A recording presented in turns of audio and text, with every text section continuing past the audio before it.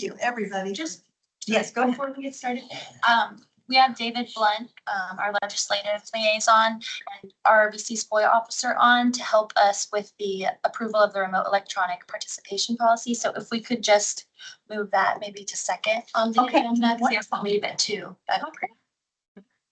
So we will call the meeting to order, and if we can just go around the table and introduce yourselves so that we have a better idea of who is here, for those of us who have not met each other before.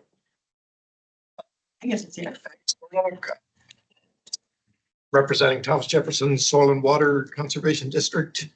I've actually left the district effective January, and Aaron Mills is taking over my spot on that. So The new guy. The new We're guy. glad you're here. Yeah. That's wonderful. RCA founder. Those- Wonderful. Yeah, Aaron Mills, I'm representing the Thomas Jefferson Soil Water Conservation District starting half of today's meeting. I recognize the large shoes I have to fill. We miss Angus a lot on the 100 district boards. Make him an emeritus, so he has to keep. I was gonna say, and you will too, so. Meredith gets double pay. yeah, that's Yes, sir. Reese Pack, new representative from Bannock County, retired, have a lot of background in environmental programs. I was the deputy secretary of Environmental Department, South Dakota. I ran the DCR program when we were doing Chesapeake Bay. SWIP, county administrator, town administrator. And so retired, like he said, go do something, get involved. So was your DCR work in Virginia or, oh, wonderful. Back. I was county administrator. Lindcrumb generation. Okay, good. And county administrator, Virginia also Okay. in 3 towns. Oh, my goodness. Well, thank you very much. Thank you, Rita. Ryan, Board of Supervisors, Rivanna District. Tim Hodds, Rivanna County Board of Supervisors, Palmyra District. I don't even know where those lines are, but anyway. And Malik, shifting. Whitehall District is the western banana from Greene County to Nelson County in Albemarle. Thank you. Beagle District, currently Albemarle County Board of Supervisors, Rivanna District. Lloyd Snow, Charlottesville City Council at large. I'm Isabella O'Brien, a regional planner too with the Thomas Jefferson Planning District Commission and staff to the RRBC. Hi, everyone. Jason Halbert. I'm the city citizen representative on the board. I work for, I run a foundation here in town, gives grants to nonprofits that have long been involved in that. David, do you want to chime in and introduce yourself? Test the sound here. Sure, be a good test to make sure everybody can hear me okay. Yeah, good afternoon. David Blunt, I'm the Deputy Director and Director of Legislative Services for TJPDC. And as Bella mentioned, I'm the FOIA officer as well. That's out of jail. I love it. Thank you. Is that my line? No, I had that line in 2008, sorry. Very good. And we need a process to admit them to the meeting, or are they here to just advise? The electronic participation is more for members of the Oh. commission, but he's going to kind of present the new policy because we have to update that annually before you all vote to approve. So let's have David do that now. Come back, David, come back. All right, Madam Chair. Yeah, and this won't take but a few minutes, I think. And it looks like Bella's scrolling to the policy with revisions, and there's also a clean version in your packet. So you all adopted this remote participation, all virtual meeting policy a couple of years ago, and that was on the heels of some changes that were made by the General Assembly to require these types of policies. They came back in the 2024 General Assembly and made some additional changes that are then necessitating that there be some amendments to the policy that you have in place. So the changes that are included in this draft and that are before you, I will also say there's some technical and clarifying changes that our attorney recommended that they be incorporated. But there's really 3 main substantive changes that really are applicable to the all virtual meeting situations. The first change being that Previously, you were allowed as a body such as yourselves to have 2 of your meetings per year, or 25% be all virtual meetings. That 25% in a couple of different places in this draft has been changed to 50% of meetings. But I understand you all meet twice a year, so you could have one of your meetings be an all virtual meeting. The other would need to be in person. The second change is a little quirky, but I think it's on the third page of the draft. There's some language having to do with the establishment of a quorum in an all virtual meeting, and that for purposes of a quorum, basically you got to have your camera on. If you have access to that type of technology, you have to have it on for purposes of establishing a quorum. And so I would say that extends also to, if you've got some folks have turned their camera off during discussion, but you come to having to vote, you need a quorum to vote, to take action. So you need to have your camera on. I think just as a matter of practice, it's good idea to have the camera on. And I think I've found in meetings that we've been conducting, folks are leaving their cameras on for the most part. And then the third change, and Bella has already alluded to this, is at the end of the document. There is a requirement now that this policy be readopted on an annual basis. So, when you all come back together again next spring, anticipating that there perhaps will not be any additional changes, you could simply readopt the policy and have it be effective for another year. So that's basically, the changes. Some of you all, maybe by virtue of some other boards or commissions that you sit on, you may be familiar with these changes, because I said they did take effect July 1 of 2024. And this is, I guess, your first opportunity to be able to update your policy accordingly. Be glad to take any questions if you have them.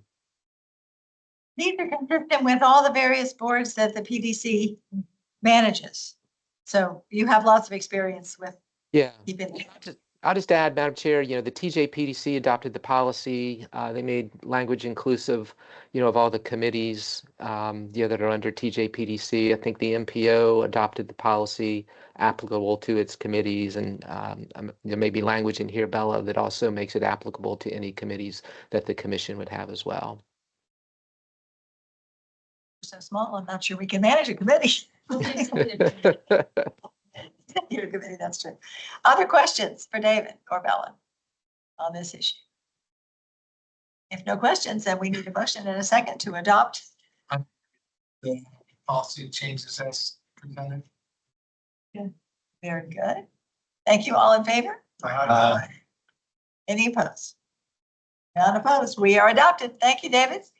And thank you all. Get back to my, that's the last thing. And you're going to help us with the bylaws when we get that. Should we go ahead and do the bylaws now and then we'll come back to the beginning?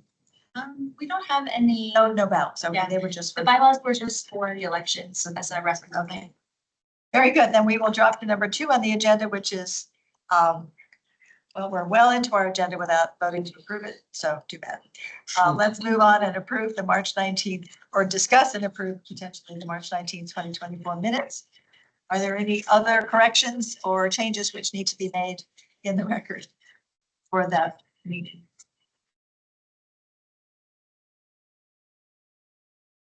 Yeah, we didn't have a quorum at the August meeting of last year, so this is a year ago.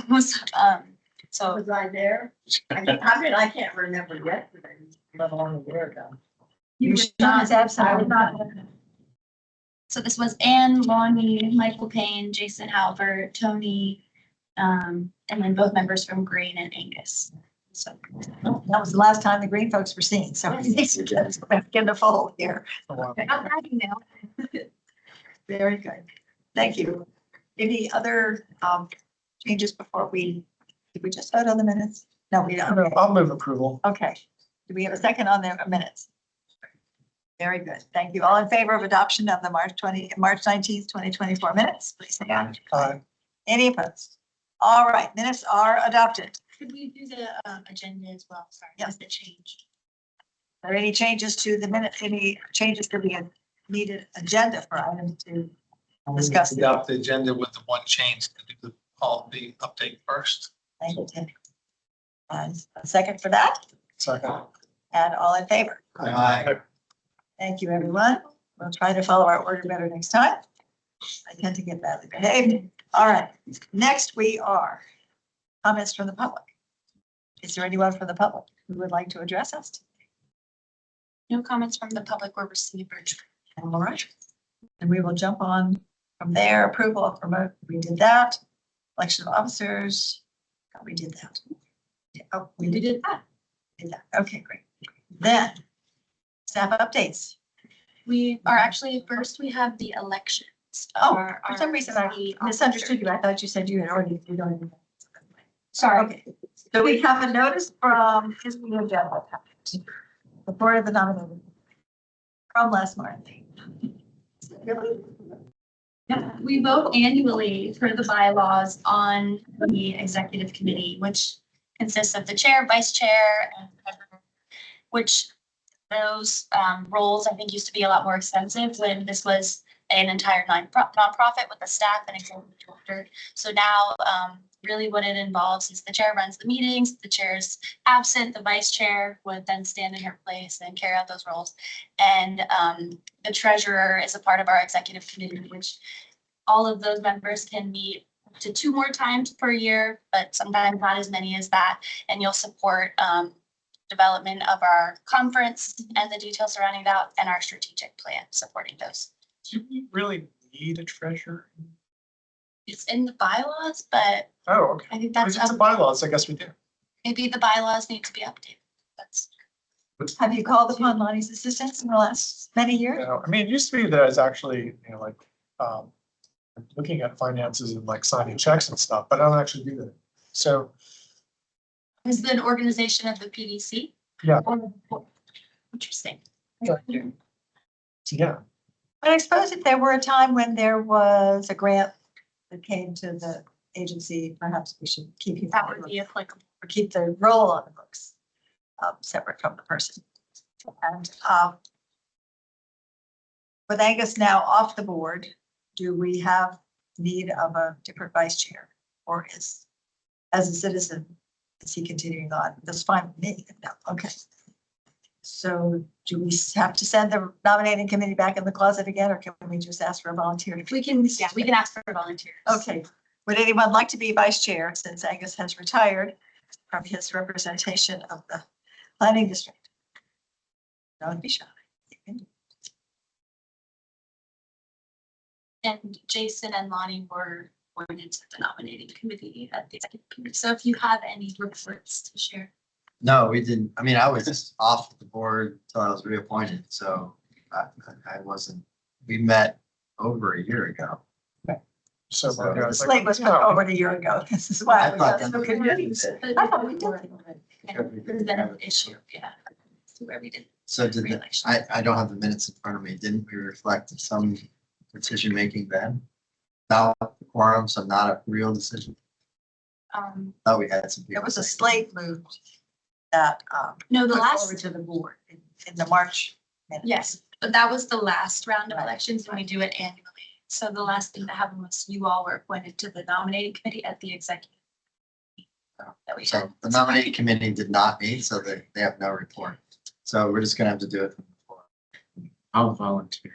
If it's, I mean, it's running the meeting when you're not here, That's great. that's something I can do. I nominate Reeve back. Excellent. Very good.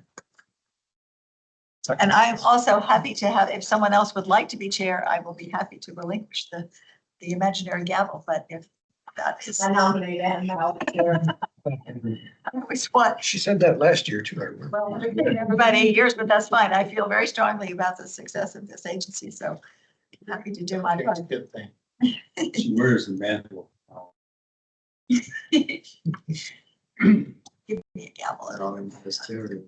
Good. Lonnie, are you willing to continue on this Sure. treasure- in the non-treasurer role? And the non-treasurer. All right. Are there any other nominations for our officers? Move the slate. Second. Very good. Moved and second to the slate. All in favor of the slate, please say aye. Any opposed? Hooray. Oh, you have officer. All right. Fantastic. Next.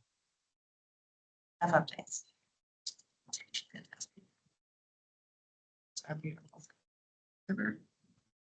Interesting. I was looking for this packet and what opened on my computer was the State of the Basin report. And I'm like, oh, this is great. 1998.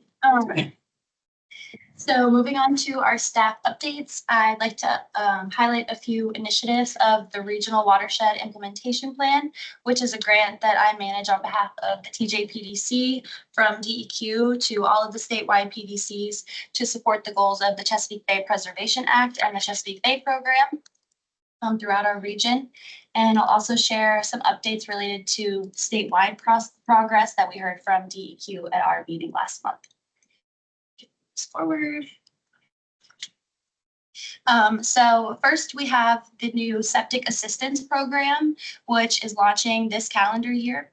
We applied for and were awarded funding through DEQ's Infrastructure Investment and Jobs Act program from DEQ directly to PDCs.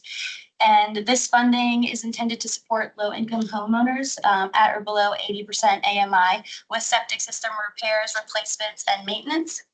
And we are allowed pre-award costs as of January 1, but because of the federal funding freeze, the final contract is being reviewed at DEQ's Office of Financial Management.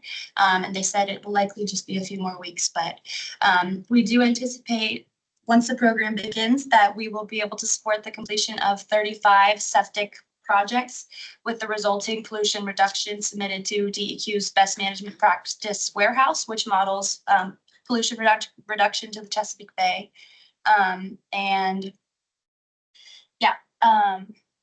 We also are partnering with the Soil and Water Conservation Districts. We met with them and DEQ, and they have funding in certain eligible watersheds for cost share for these types of septic projects. So homeowners will go to them first, and then we'll cover any of the remaining costs for those low income homeowners that qualify for our program. So may I ask a question? Do we communicate all this? Because I know we're doing similar types of things.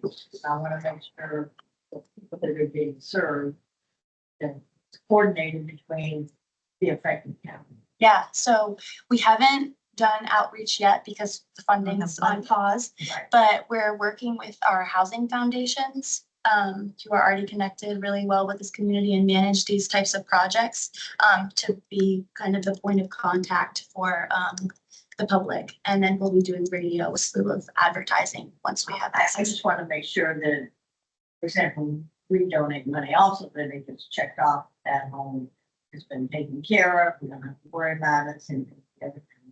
This is actually a grant, 100% of it is covered by DEQ, so there's no local match. She's talking about coordinating, making sure that the programs are coordinated, so you're not double dipping or. Exactly. I see. Ours is septic to sewer hookup. And yours is pump outs and repairs of existing septics And replacements. and replacements. So incredibly important.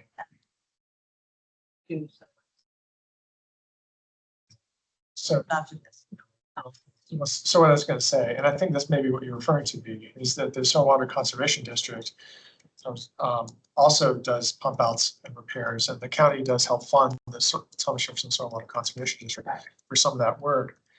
And a lot of that, which is specifically for areas with the TMDL, like the hardware, we don't have district-wide septic at this time. So there is overlap, and my understanding is from talking to our district manager that that there's coordination between the Soil Conservation District and the Planning District. So there's that communication is occurring, so there won't be overlap. I mean, ideally, it does feel a little bit weird to me that you have two agencies, like the overlap between Soil Conservation District and the Planning District, that it's almost one for one, and that, We're coordinating for the next strategic plan. And when this idea was kind of brought to us, because this is something that a lot of other PDCs across the state are doing. It started with septic pump outs, but then I met with the soil and water. And they had said, well, if you're doing a pump out program, you really want to have the repairs and replacements, because when you go out to do the pump outs, a lot of times issues are found and they're very expensive for the homeowner to do so. They had recommended that. We had spoken with them like as the potential for we could provide pass-through to your organization as a part of this fund, because that was allowable under DEQ's terms, but they said, go ahead. And so we're coordinating closely. And I think we're trying to find more ways to kind of work together so that we're filling as many niches as we can and not competing, because we all have the same goals. Is the Virginia Department of Health also in your coordination loop? Because Yeah. several The years permitting ago, process, they were the yeah. ones who had the grant and provided those replacements and D-box things, which is where often the failures happen. I know in my neighborhood, there were people who got the pump out for the first time in many years, and the pump out was no issue at all. There was very little in there, but the D-box was wrecked. Yeah. And so they were able to find some funding from one of those.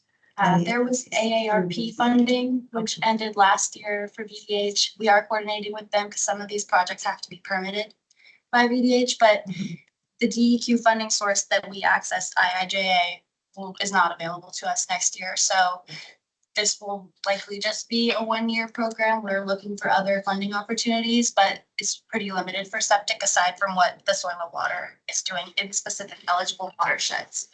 From the state. So the rest of Albemarle then will not qualify for the soil and water.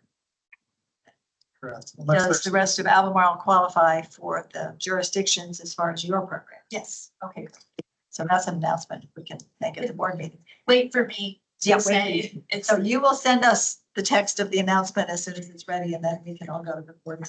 It's time to sign up. Jason, Well, is it possible, I mean, our role as a board might be to help target this. Is it possible to target the grant to the highest need areas in terms of TMDL? Pollution reduction standpoint? So sorry. How are you gonna select the homes? They will apply through our So it'll be program. random.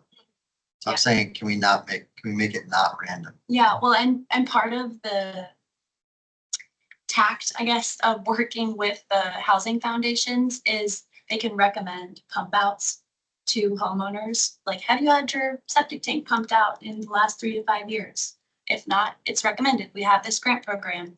And so it's a way to encourage regular maintenance, which is something that EPA really pushes as part of water quality. What I'm saying is I'd like to, if we have any power as a body, I'd like Yeah. to influence how it's rolled out so that people are understanding we're targeting this watershed because its pollution levels are high. And so we want people in this watershed to get this program, pump out, repair, blah, blah, blah, so that we can meet our goals of reducing pollution in the hardware or whatever it is, in green, in Flavanna. That's what I would like to see. Well, we have maps from current waterways. I mean, we could. Yeah, it should compare it to the 303D list. If we're trying to get things off the 303D list, then that's what this body should be doing, is targeting the money. I think that's countywide, because North Fork has the Rivanna has another huge area that goes from Northwest Albemarle up into Green. So that whole area is also at risk. And yeah, I think with one targeted thing, I'm a little reluctant to put all of our eggs into one watershed, but we'll have to, I guess, see also where the applications come from, because it may be self-selecting, I don't know.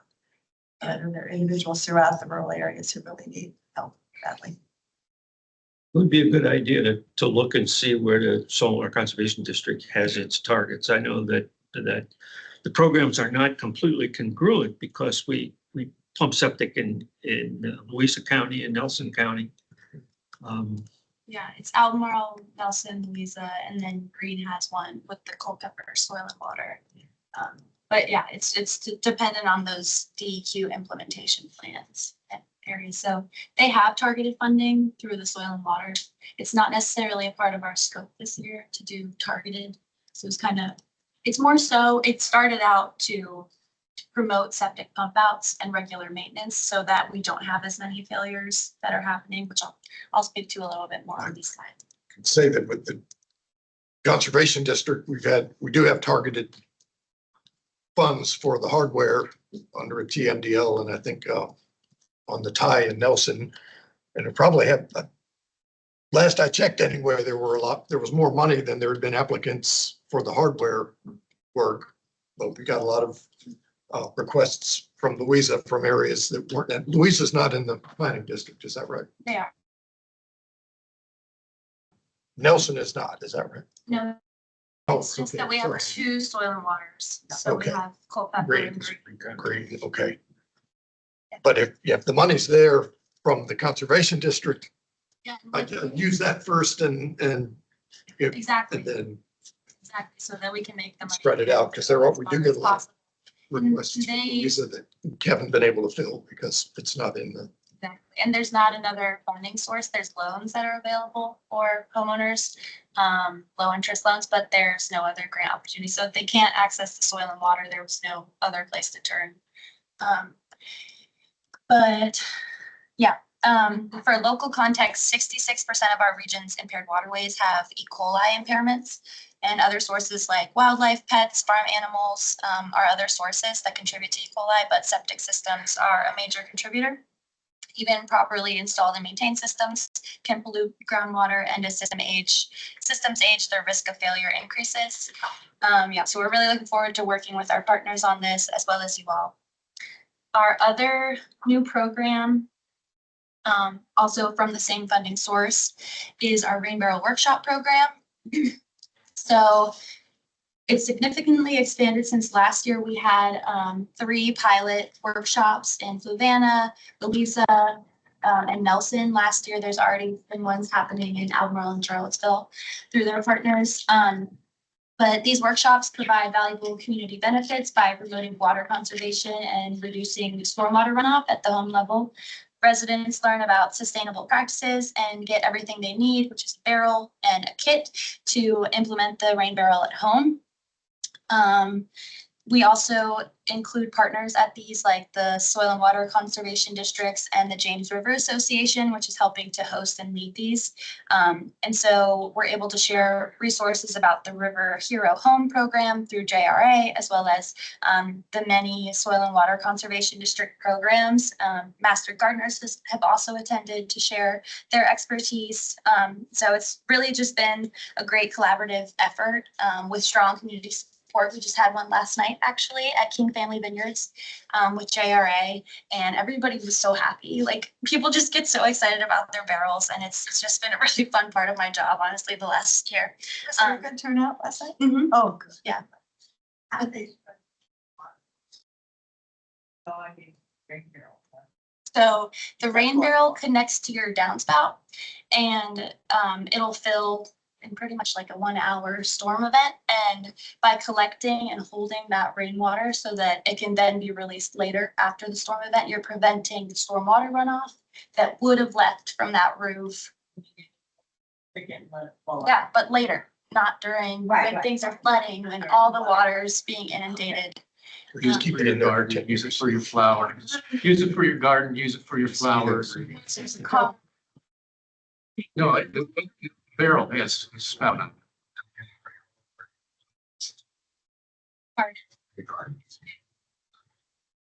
It's all the roof materials, yeah, but yeah, so we've started that one, just because we are allowed the pre-award costs, but we didn't want to make any promises to homeowners with the septic program yet without having the contract finalized and in place. And then the last update related to our WIP on the internal side is the beginning of regional environmental coordination meetings. This is a quarterly meeting meant to foster collaboration and shared knowledge on environmental initiatives across the region. These meetings are designed for our local planning staff, environmental managers to discuss, share, and gather information about local, state, and federal environmental topics, regulations, and programs. We bring in subject matter experts from state, nonprofit, and other organizations to share relevant information. Our first meeting included a presentation from the statewide nonprofit Wetlands Watch on General Assembly updates and the Community Flood Preparedness Fund, which is supporting resiliency planning at the local level. And once you have those in place, you can access additional funding for green infrastructure practices. And the PDC also provided updates on our environmental programs, and the meeting ended with roundtable updates from across the region. And the goal of these meetings is just to better connect staff with our work and resources while building partnerships across the region. It's almost like the tech committee is back. I like it. Thank you. And then these are moving into our updates that we got from DEQ at the March statewide meeting. So this is some of the data that DEQ shares with the Chesapeake Bay model and is submitted to EPA, which highlights our progress towards the pollution reduction goals for our local streams and the overall Chesapeake Bay. There is a 2025 December deadline for the 2014 watershed agreement, which is what kind of directs the grant that we're managing, as well as a lot of the work the soil and water conservation districts do. And so the Chesapeake Bay program is working to revise that agreement for a more efficient future and kind of develop the roadmap for beyond 2025. And DEQ anticipates continued PDC program funding in 2026, but there are further details still pending. For nitrogen, progress in nitrogen reduction has increased with 8.3 million pounds a year, decreased from 22 to 23 compared to the 2009 to 22 average of 3.2 million pounds a year. So that's a pretty big jump. Overall, there's been a 16.9% reduction that's been achieved since 2009. And this green line here represents the goal. And I guess that's, yeah, this is the WIP 3 goal here. And that's where we are. For phosphorus, we've also showed progress. And there's been a 17.3% reduction since 2009, and we've reached 62% of the target for the total daily maximum load, which is basically the pollution diet to our local streams and the overall Chesapeake Bay. And then overall, what they really were emphasizing was that we've made really great progress in Virginia, especially with the agricultural best management practices that the Soil and Water Conservation District supports.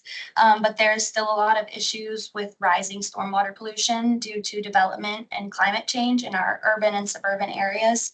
And EPA's 2024 report indicated we're 80% to nitrogen reduction goal, 62% to phosphorus, and we have met the sediment reduction target. Can I stop at that point right there? Because that's something that's been there for years. And oftentimes in public meetings, and you probably heard it too, Ann, and people would say, oh, well, ag is the reason that, these streams are polluted. When you look at who's really been doing conservation practices, agriculture has been doing a lot to clean up waterways and streams. Whereas you look at the impact from urban areas, that's actually been going up in many cases. So I think we really need to do a lot more in terms of our urban areas. And so I'm glad we have programs like the VCAP program and the ECAP program to really work on some of these urban issues, because that's where some of the big problems are. I think also the need for things like low impact development and, really thinking about like our general policies about stormwater and development, I think are very important. So soapbox. Yes, and my soapbox is when you have the green trucks going around hosing everything down with 10, 10, 10 all the time, all of those levels are going right up. And I remember 15 years ago, Arlington County, tiny little Arlington County had the highest pollution in the state, and there's no farming going on up there. So it was just I think it's been a great story to tell, as different special interest groups always try to point the finger at each other, but we've just got to bear down on all of these different things. I was very surprised in what you just said, which was that we're meeting our sediment goals. Yeah, we've met I don't see how. according to EPA for the overall bay, Yeah. Or no, sorry, that's just for Virginia, not for the overall bay. They were speaking to Virginia's updates. Just from what I see in the streams, when you go over a bridge and you look down and you see a giant new delta that's formed after some big rain. I mean, after that 2018 rain where we had 11 inches in 6 hours in our part of Albemarle anyway, every single stream was impacted with scoring and just migration of that legacy sediment. So is flying. It went flying right past Riverview Park, straight on down to Rivanna by now. Yeah, part of the conversation has been with this model, the Chesapeake Bay model that DEQ's inputting data to. It's based on historical data on rainfall, climate, and a lot of the rainfall and climate the issues are being exacerbated. And so it said we're meeting the goals based off of the old model, but they're discussing maybe updating the model to be more on track with the projections for the future instead of historical data. So that might be where there's some gaps as well. But I think that's something that will come from the Beyond 2025, which is a process they're working through right now. If you go to the Chesapeake Bay program, there's opportunities to provide public comment on some of the recommendations that have already been put into place. And who's taking that? The Chesapeake Bay program is leading that charge. Okay, so can you share a link to that Yeah. public comment stuff with everybody in your readout? And you'll share these images as well. Okay, thank you. Is it possible for intermittent flooding that will happen no matter what? No, that's nature. Can that wipe out a lot of the progress that we've made? So, I mean, if you build a more resilient environment, there's more opportunity for us to correct and adapt with that. But I mean, if a tree, I've heard of like on the project level, you do a tree planting project and there's a flood, it's all wiped away. Certain things like that can happen. But I think when you build with green infrastructure design in mind, you're a lot more resilient to when that major flood event does happen. Plus, a lot of that flooding is caused specifically, I mean, it's made worse because of climate change and other factors, but the major reason for flash flooding is because of impervious surface. And so there's some great studies done by that. I think the People on Environmental Council did some studies at one point about looking at water quality and impervious surface. And what happens to water quality is the amount of impervious surface increases. Yeah. And so I think as we look at our developed areas, I know that one of the suggestions we often make in the planning commission when applications come before us, we say, how are you managing stormwater in this project? And so that'll be handled at the site plan. We say, well, we know it's handled at the site plan level, but this is your opportunity. If you want, we would suggest that maybe you consider, doing this in a low impact way. We're not going to require it, but there's better ways to do this. And so I think maybe there's more that we could do. Something that sticks out to me is the data point of impervious surfaces. The stormwater runoff is a factor of 0.9, like 90% or more is running off into the next site, into the stream. With forest land, I think it's 15% runs off. So you can imagine as impervious surface grows, it's 90%, not the 15. The 15 keeps our streams where we want them to be healthy, but 90%, that's a bit hard to capture. And that's when you have the big flooding and sediment. And With the buffers, it's surprising how quickly it's stabilized though. I mean, our second section was done in 2017. And when the 2018 flood came, there was the 11 inches of rain. It was 9 feet deep down there and over the road and everything else. And the trees went like this, and all but 6 of them of 1,000 came right back up, which is amazing. Fences were not torn down, but the most important thing was the stream banks, which had been continually uproared for 25 years, did not get disturbed. I mean, all the grasses that had come in all by themselves were still there. So without that work, even with that short interval of time, the damage was so much less. And I was really thrilled to see that. So worth the work. And in addition to the 90-15, the velocity is so much greater that even that 90% volume is one thing, but the velocity is exponentially greater when it's going off of a impervious surface, and that makes everything worth it. Yes. The city, I'm assuming you have an MS4 permit. And as part of that, there's certain strategies they're supposed to have for impervious surfaces. they do in the urbanized portion of Alton. So that, we are doing something in the basin on that. Now, the the rural areas, they don't have those permits, but maybe we could borrow some of their strategies or talk about some of the strategies that they're using that may be applicable in rural areas. No, I think one, Gosh, your program is. yeah. And one of the things I think that's we're trying to do as part of AC 44 that's being discussed is there has been some more discussion about these underutilized large parking lots that we have in Albemarle County. You know, you go to Albemarle Square, Riot Hill, Fashion Square Mall, acres and acres of parking lot used for nothing. No one's parked there. It's just impervious surface for no good whatsoever. And in the city of Charlottesville, you have Seminole Square, I believe, similar situation, but it's gotten better. And so, you know, I think that's a great area for opportunity to maybe offer some incentives to encourage redevelopment of those spaces, maybe slip some housing in there, maybe slip some green space in there.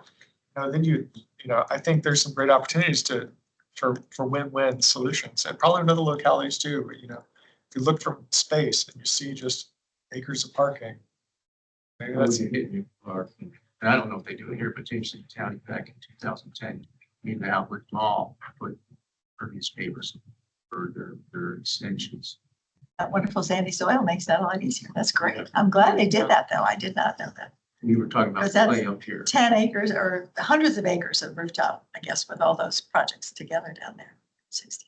I mean, one of the big things that one pet peeve of mine is that, if someone installs a parking lot and then they install what people do landscaping call hell strips, these areas like these curbs that are landscapes, but they have these curves around them without these parking lots that they keep the water out of the landscaped area, which is really Yeah, you should have counterintuitive. So like really, we need to be making innies, not outies, right? And so, like you have like little Well, somebody You saw Those are some of the strategies. Yeah. Developers that put those parking lots to design them that way. People drop any trees and bushes. well, you can still have the curve. You just have a slots. you just have a slot for the water to go through. We're looking at our big areas with no parking. I know I keep bringing it up at that copy Charlottesville, which I think you're going into a 10-story building, something like that, for housing, residential. Yes, somewhere. Some areas. Some areas, yeah. And we removed porking minimum requirements as Right. well. And I mean, I'd love to see something like that where you have a 10-story building and affordable housing in those areas and have some green space. Absolutely. And I think, there's, Just have to get it through the supervisor. yeah. Okay, that says it all right there. But there are some great things like tax increment financing that doesn't cost us anything up front that could be employed to say like, I'd love to see policies where, anyone who wants to know more about that program, but it doesn't cost us anything up front. It's paid for by improvements. So we wouldn't have that development anyway. Like if you're going to put a new apartment complex there, it wouldn't have been there without the incentive. So it's not like we're losing revenue. Would have gotten that revenue. Correct. So It's the Home Depot model. yeah, the Home Now we're Depot, getting that yeah, Home Depot yep, model. you can work with Home Depot. So Yeah. why not? Thank you. Sorry. I think 2 more slides and then we'll be over to the roundtable. All right. Just peek on me. But strategic planning was on the agenda as it relates to staff updates.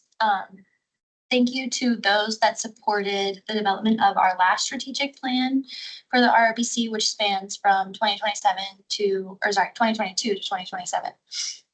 Today, I want to start the conversation with you about updating the plan for the following 5 years. Some of our accomplishments of the current work plan include updating and modernizing the RRBC website, which was built in the early 90s or so. So that's updated. That And was then, great. It only took 10 years. and then we had each year some great successful RRBC conferences.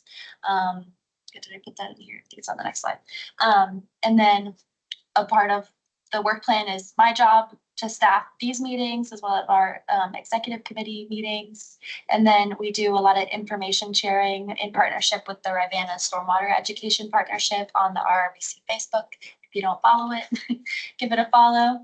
And then the last thing that we'll be doing, aside from our continued RRBC conference and staffing meetings, will be to work with an intern this summer and into next to develop a historical timeline of the Rivanna River as it relates to water quality and environmental justice to help inform preservation along the Rivanna. Planning to work with local historical societies and our local staff and water quality experts to obtain relevant data and work with the Monacan Indian Nation and other populations within the basin. We'll have an online version, maybe as a story map was one of the concepts, and then a print version to share at the Rivanna River Company and with our local jurisdictions at other locations along the Rivanna. And our plan for developing the plan includes this timeline. So after today's meeting, I will share our previous work plan for you all to review alongside a short survey to just kind of get some of your thoughts to help inform the plan. We're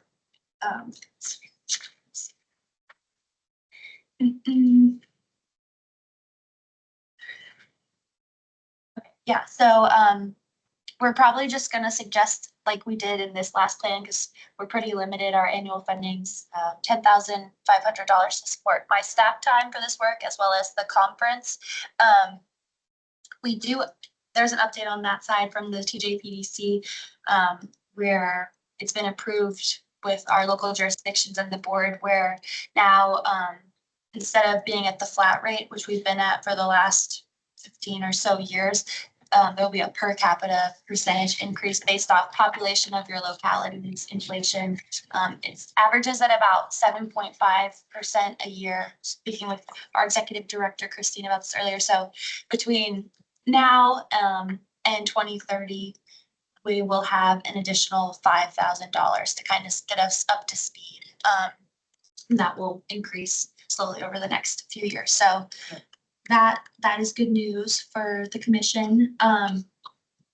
But yeah, still with that in mind, we'll probably just do 1 to 2 concrete actions like updating the website, doing a historical timeline, and then based off of our next meeting and your initial survey responses, we'll draft some deliverables for you all to refine at our March 2026 meeting. And then based off feedback there, we'll continue to draft and refine the work plan, share it for your input in 2026, and approve in the March 2027 in time for fiscal year 28. I did have just a few questions here. We don't have to go through each of these, but I just wanted to start the conversation surrounding this as to, are there specific issues that you want the RRBC to be attacking in the next 5 years following fiscal year 27? Are there other key stakeholders that should be involved as we move forward with conferences or other aspects? Or do you have any comments on the current structure of our board meetings? Are there any other ways you envision commissioners working towards the vision or other aspects? And I'll send the follow-up survey if we don't want to jump into that here, but. You know, I haven't had a chance to look at everything on the website, but be nice if there was something told all together, like you were talking about. Where are the hot spots? Where are our repaired sub-basins, waterways? Which ones have DEQ targeted? You know, some sense of what the soil and water districts are doing in different areas, what particular programs they have that are targeting some of the WIP. You know, I know they have programs for fencing and they have programs for no-till planting and cover crops and things like that. But if you had information out there on where all those activities are, as a commission member, when we have a discussion on where there's an opportunity to spend, I agree with that point. It'd be nice if we could target it. And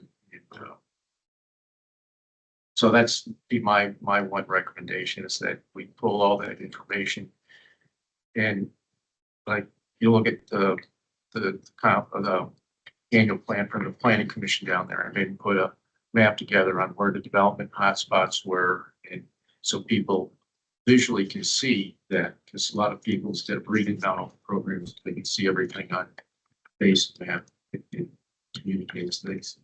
It sounds like we have GIS expert here earlier today. Couple. I'm not one, so you might need.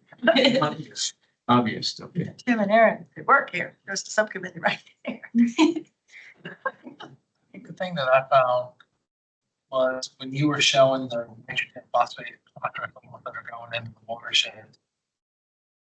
Agricultural went down and the natural one you can't do anything about.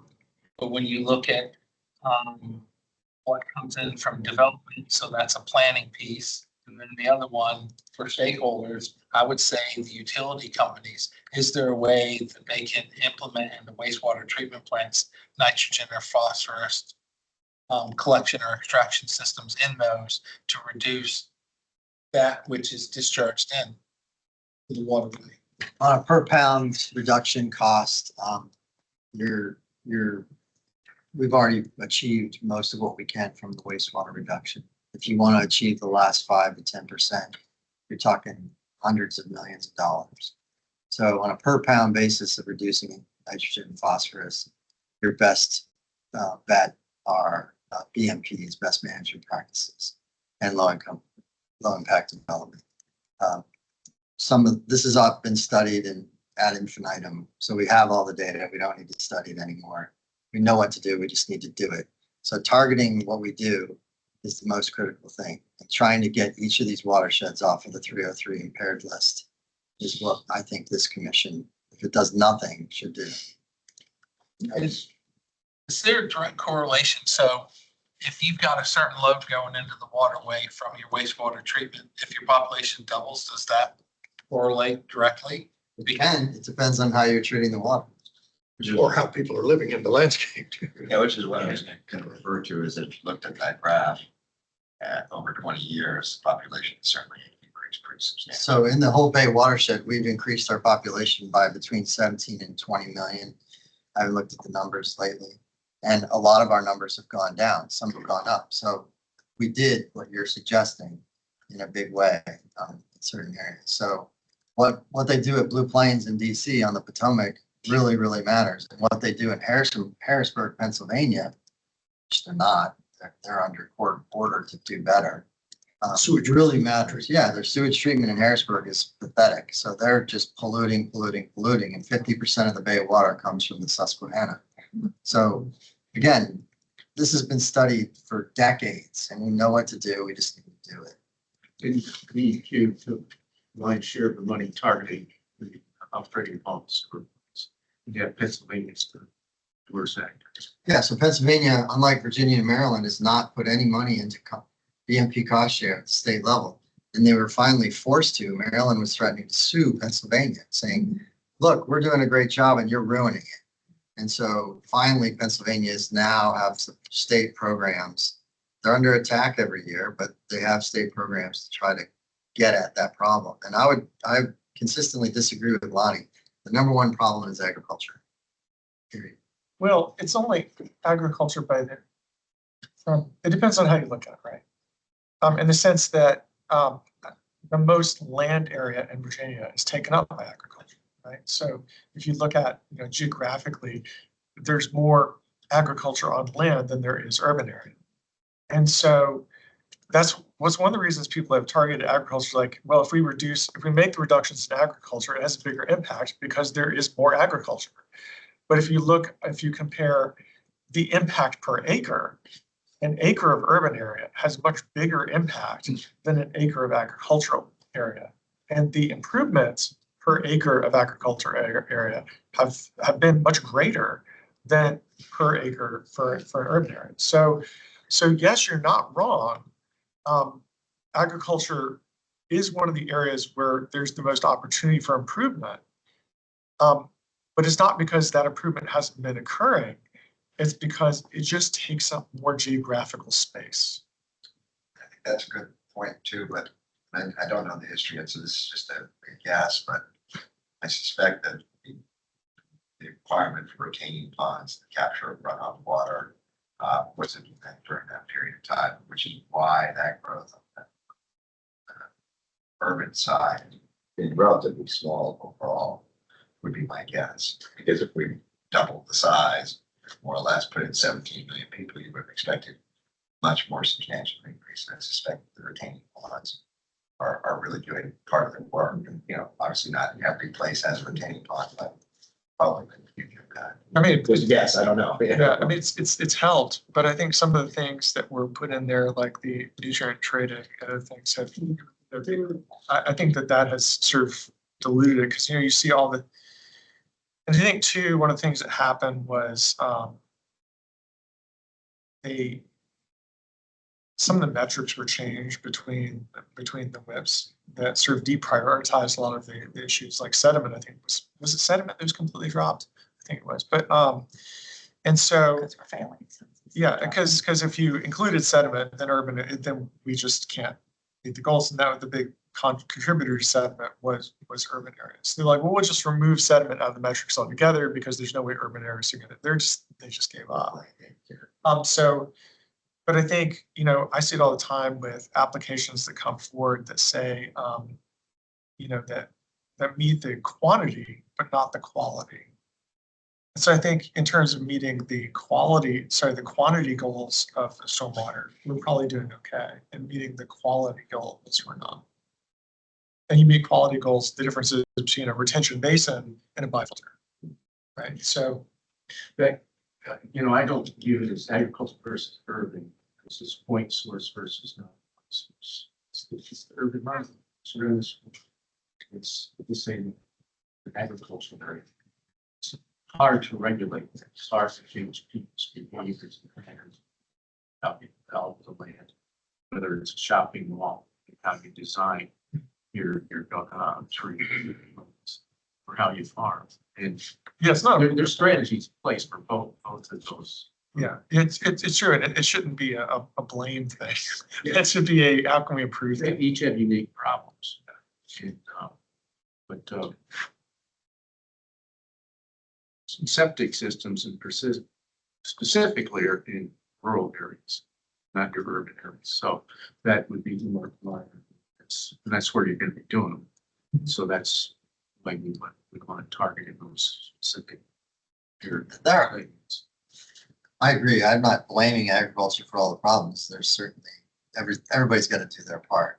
But if you look at the history and you look at the studies, and you look at the laws, agriculture has consistently gotten away with more than other aspects of this effort on the bank program. So, for example, when there's mandatory MS4 permitting, there's no mandatory BMPs. That's one example. So in the last 3 years, the General Assembly in Virginia has said, all right, we're not reaching our goals. There's reports on this. There's studies from tech on this. We're not reaching our agriculture goals because it's all voluntary. We've saturated the voluntary farmers have all raised their hands. The ones who aren't going to do it are not going to raise their hands. So we need to make this mandatory. Fence your cattle out of the streams. And so the farmers have fought this, but they're slowly coming around. So now, if we don't meet our goals on the WIPs, these laws are going to kick in where we have to have mandatory EMPs in the areas where we fail. So if we want to stay ahead of that, if you don't want to tell the farmers what they have to do, then we got to have people participate. If they're not going to participate for whatever reason, then sorry, you can't keep polluting the water that the rest of us have to pay to clean. Yeah, I don't disagree with that either. I mean, I think that there is a limit to voluntary, you know, and I think there's been discussion. I mean, there's been discussion of the board of supervisors about adopting the Bay Act in our area. So it's true. I mean, there's a certain point at which, you know, if we don't take voluntary action, it's going to be decided for us.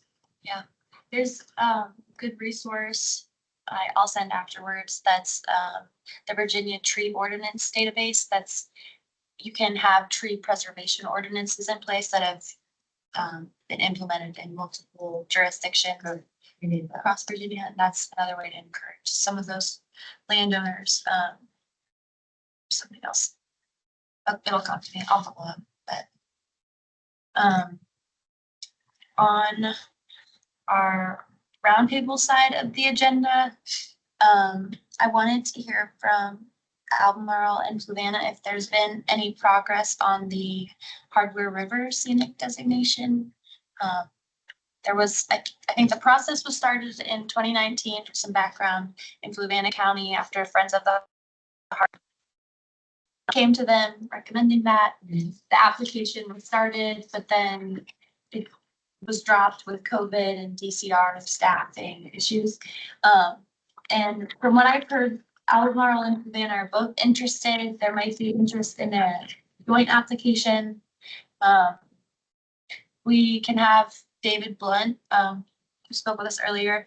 He's supported the Rivanna River scenic designation and the James River scenic designation, who could come and speak to you all just about the process and what that's looked like in those other areas, if you think that'd be helpful. And it's something the TJPDC staff can also support if there's interest, but I didn't know what the status was there.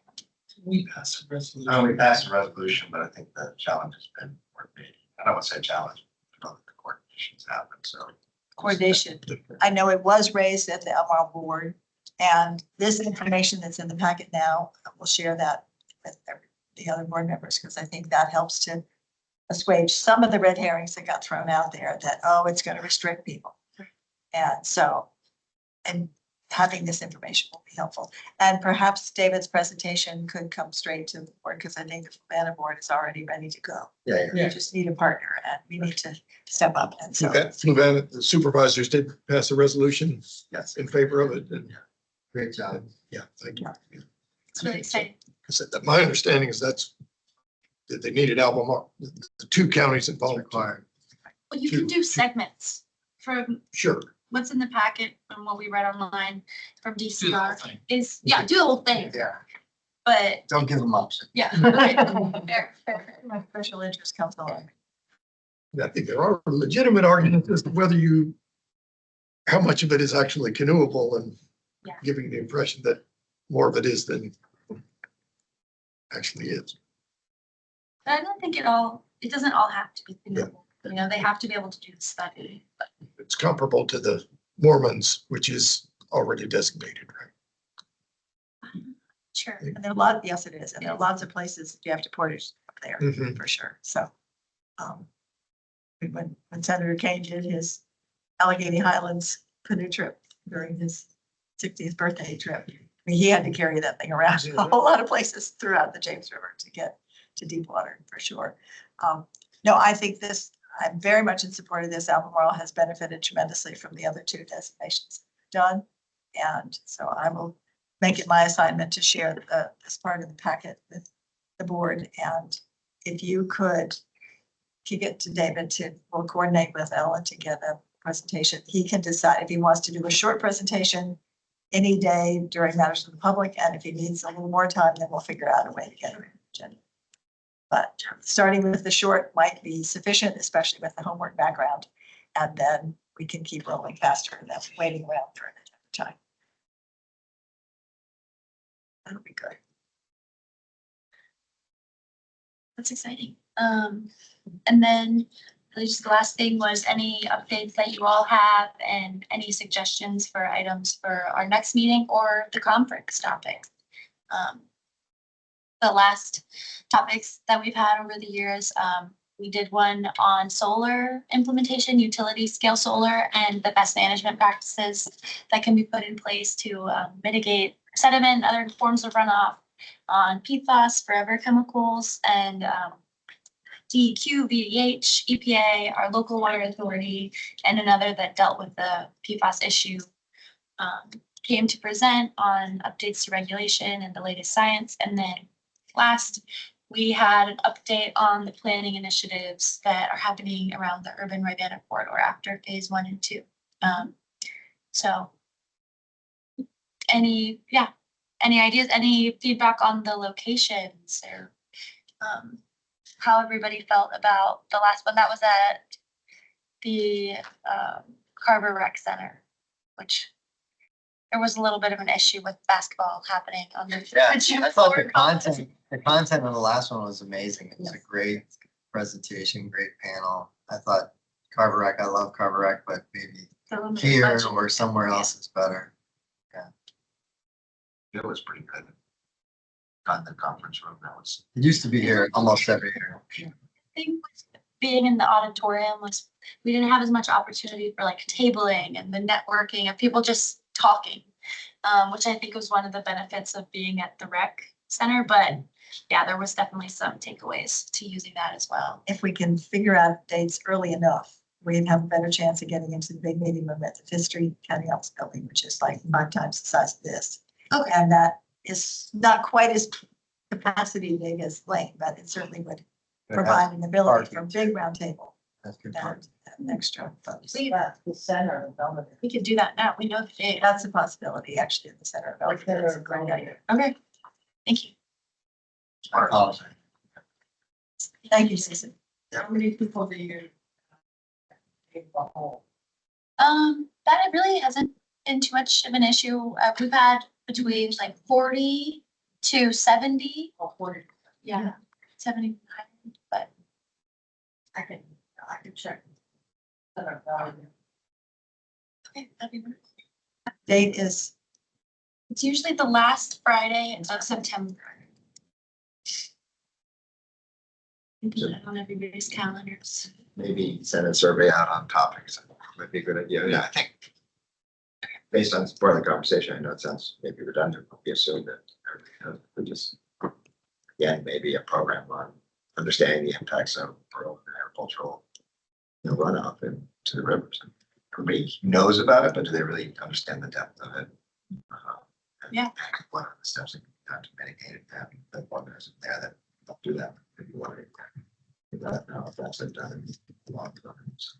I know that there's staff at DEQ that monitors the impaired waterways, and she gives presentations regularly about the status of your region. So how far are you to reaching the goals for those impaired waterways, which could be interested to hear about. Okay. Yeah, maybe staff from one of the more urban jurisdictions could share about the MS4. I don't know. We'll brainstorm around that. or That's a good someone from idea. Rivanna, because that's where all of our MS.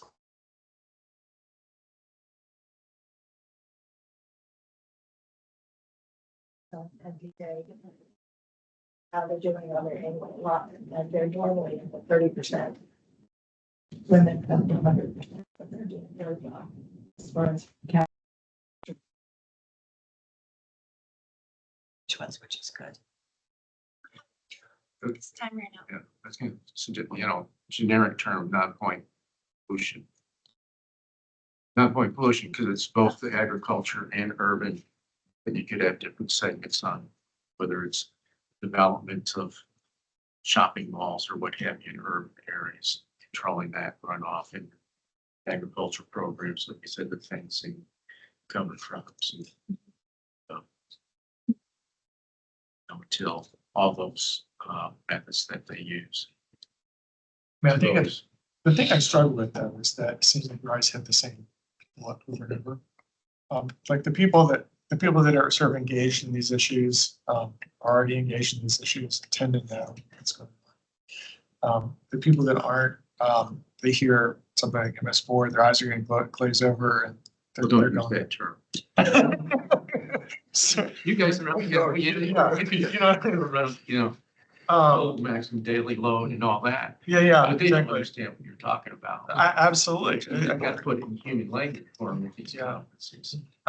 So I mean, that's the challenge, right? How do you cast this in a way that engages people so that they understand how this affects their ability to use water, river for recreation, for how it affects their drinking water, how it And affects, they eat the fish that they catch. can they eat the fish that they catch?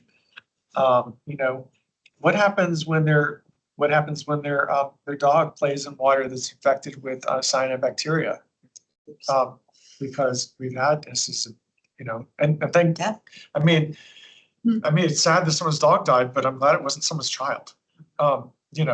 So, I think, how do we, cast it in such a way that the public understands the impact to them, and then say, well, let's take that back. Here are the things they're a threat to these things you care about. I don't know how exactly to get there, but. Something just at the Rainbow workshop last night, a few years ago, I made this document that's like a homeowner's guide to stormwater management at home. And it's about all the BMPs with pictures and the grant opportunities. And just talking to JRA, and when you use stormwater management, it's like the homeowner disconnects with that. They're like, and so I've seen like with BCAP, it's more so now, are you experiencing erosion at home? Like, do you love native plants? And like just connecting with their actual goals or their issues that they have.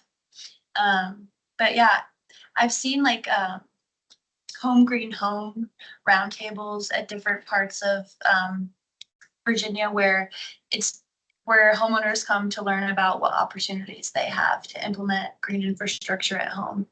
And I think our conferences historically have more so been geared towards elected officials and like staff, but I get your point. We want to reach the people that own the land that maybe could be interested in making those changes. I'm gonna push back a little bit on Tony. Steve Barner. You're talking about dogs and children and, being poisoned in water and everything. A lot of people don't have children, or their children are grown and everything. They may not even have grandkids, and they usually keep an eye on them. But if you have dogs, especially, dogs to go running around, and there is people in Albemarle, I think all the areas, they are passionate about their dogs.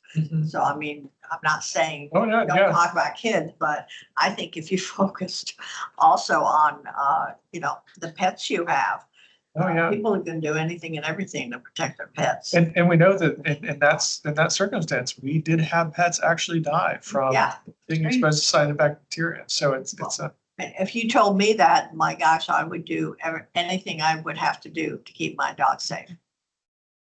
Kid, not so much, but I don't have kids. Just kidding. No, I mean, it's extremely important too. Well, the point is, But, it's a perennial problem of informing the uninformed, Yeah. And all of raising interest in the disinterested. Yeah. I think the other thing too that I struggle with is so you have different audiences, you have like homeowners, but you also have the development community too. And I don't know, and for some of them, it's not that they don't know better. Some of them, no names mentioned, do know better. They just don't feel the need to change. we're not gonna make them. That's the problem. We're not They have to be made to do it. But I mean, like, there are cases like some things like it doesn't necessarily cost you more to do it the right way. And how do we, is there an easy guide we can make for them to be like, listen, here's the cookie cutter, like the right way to do it guide, just like you talk about like the guide for homeowners, like here's managing stormwater in your landscape. Maybe there's the managing stormwater in your development project guide that like, I mean, we know you plan on meeting the legal requirements. Well, we certainly hope you do. But if you want to do it the right way, that here's the way to do it the right way. I feel like the economic case is the strongest one, like where can you save money, especially for developers on that side of things. I was talking with someone just yesterday. It's a shame we can't like put letter grades on some of these development applications, be like, for sustainability, and just say like, this one gets a grade A for sustainability. This one gets a C, and just make it public. So everyone would be like, later. You can do that at the planning commission. You don't even have approval to do that. I love that idea. So then when We did that in California with the restaurants.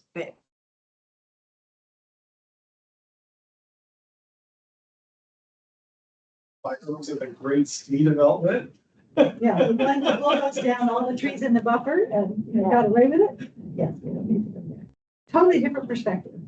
Ecosystem services, the sort of what Mother Nature can do and how. I mean, back when Streamwatch was before the merging. One of the later reports that they did talked about 30 acres per house was sort of the balance for being able to have the ecosystem handle the impacts. Of course, we are way beyond that in our urban area. And so have to have a whole lot of other mitigation strategies to do better. So that's one item. Legacy, I wrote this down. You were talking about mapping both the hotspots for pollution and the development sites. I love this idea because visual things are very quick and easy to hover over something and have it tell you where it is. But also the legacy sediment, when we're talking about the history of your intern project, is Carlton Ray, who was a biologist, all sorts of other things at UVA, now retired, told me years ago that in the 1800s, Sugar Hollow was all denuded and in agriculture. And all the legacy, the sediment that I'm fussing about, or not all of it, but the grand majority of the sediment I'm fussing about in Mormons and Luchos, and when it gets to our area, the beyond Three Rivers, has been in the stream beds for hundreds of years. And it's just continually, until we stabilize it, it's going to continue to be moving. So that was a new concept for me back then. I thought that was pretty wild. Preparation for self-sufficiency.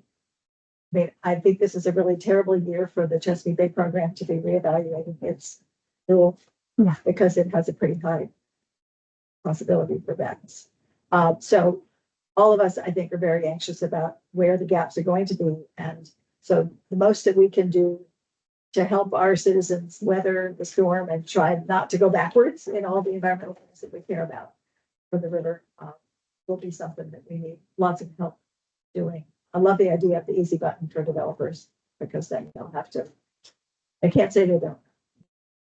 So other ideas for Ella for her planning, either for the conference or what's important to you for the strategic plan. I think all of us can get our homework when you send it out and respond that way too. Thinking about the conferences, I mean, are we going to cast wide net for the general public, or are we trying to bring in the resource people and the building departments and the activists and planners and make sure they're all from the various localities and make sure they're all talking to each other at least once a year? I hope it can be all of Is this. that the primary function that this is trying to do? I think it is. Yeah, I think all of the above. And Public, people in the public who are interested in. They may be We'll future see. activists, Yeah, and that would be yeah. good. Need to recruit more people to be involved. And to make sure that we're not over, limited resources for a while, that we're not duplicating efforts. Right. What you said, and I think one topic could be probably not the overall conference, but maybe the piece of it is just running down all the changes that are happening in terms of regulations and funding at the federal level and how that could impact us regionally.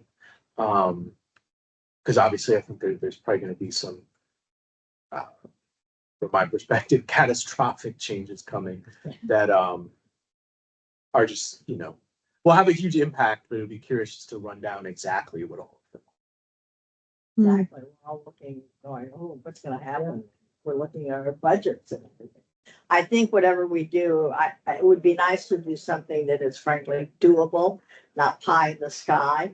Maybe we want to get to the pie in the sky, but Step one, do step one, step two, and get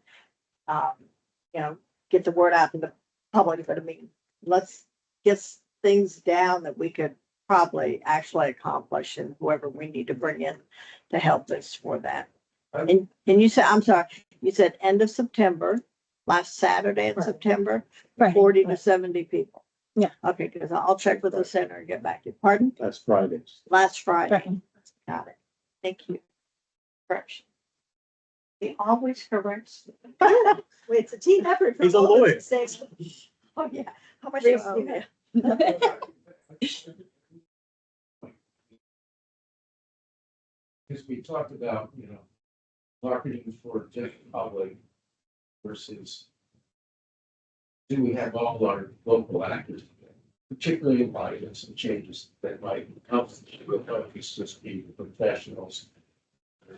The public reflectors and development professionals that are key players. But to see our players talking together, those strategies are working. But changes now. But also bringing their key developers to come in and share strategies with the planning staff or zoning staffs, building staffs, and there's some ways to sell it. But I think they're two different deals, and a lot of times you try to do everything that everybody talking about, but Well, how frequently will your new tech committee meet? Is that a quarterly thing? You mentioned right at the very beginning. Okay, sure. That would be, because that opportunity already brings together the various staff departments from all the jurisdictions. Yes. And you're getting pretty good turnout. So Yeah. far? Yeah, it was just the first meeting and we had over 25 people join. Yeah, so it was good.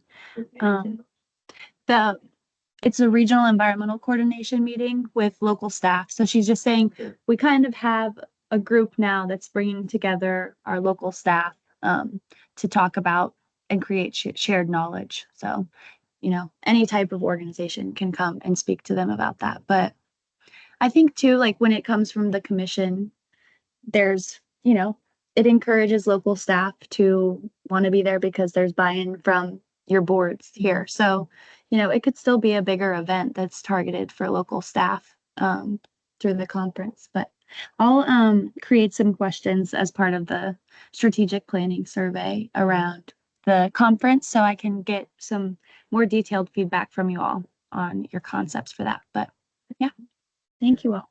They all have homework. Shouldn't be yelling at the television. Good homework to do to take our minds. Well, thank you. This has been wonderful to see such a large group and hear all these different ideas and different perspectives.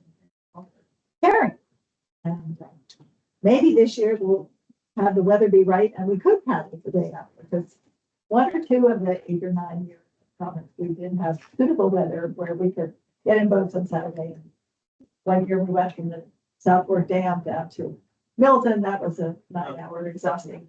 9 hours. Well, yeah, I mean, my shoulders could hardly work. Oh my I couldn't gosh. even drag my canoe, my kayak out of the river. Somebody had to push it from behind. I was dragging myself up the bank there. We had a lovely picnic lunch at Darktown halfway there. It was a life changer. Sometimes we have to bring lunch. Well, no, I mean, the RCA provided lunch. All this, they were those lunches. And then some years we've had torrential rains the day before, and the boat ride from Darktown to River Park took 30 seconds. And only like 2 people went. The rest of us said, "Oh, hold on." And other years it was dry. So we just have to be loose and goose, and Gabe can help us if the weather's going to be right. Otherwise, we're not free. Yeah, reach out to us. Well, it was very dangerous. I don't worry about that. She's a lot. You might have. Very good. Any other news for the good of the order? Thank you. Well, thank you very much for that. Thank you for your attention and. We have a second. Favor, please, again. We are adjourned. Thank you all.